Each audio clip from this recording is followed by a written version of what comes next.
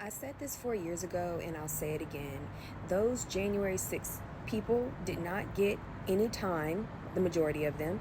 They got slaps on the wrist so they could be out in time to wreak havoc and terrorize the community just in time for another election. And here we are 4 years later, and that is exactly what's happening. Meet Dr. Tammy Towers, okay? She was there during January 6th. She stormed the Capitol. She recorded herself. She was very proud of it. And due to her actions, she lost her job as a doctor. I mean, duh, I don't know what she was thinking, but yes, she lost her job as a medical doctor. She was working at the University of Seattle in Washington. And because of that, obviously the domino effect, she could not afford her bills, etc., etc., etc.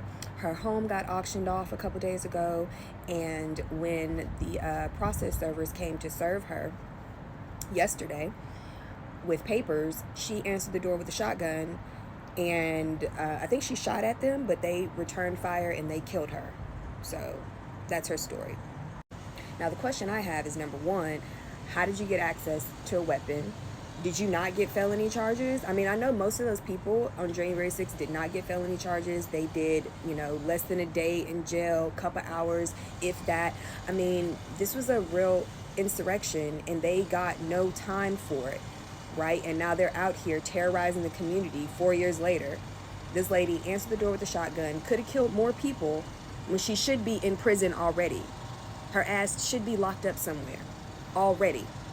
But they let her back out into society like the rest of them, and now they're all over the country terrorizing us. These people are running for office. The QAnon shaman, I believe, was running for a Senate seat or something somewhere. These people are trying to get into government. They have not gone away. They have not learned their lesson. They haven't even repented. They've never even said that they were wrong. So I don't even understand how you get as little time as you got when you're not remorseful. You don't believe you did anything wrong, and now you're back out here.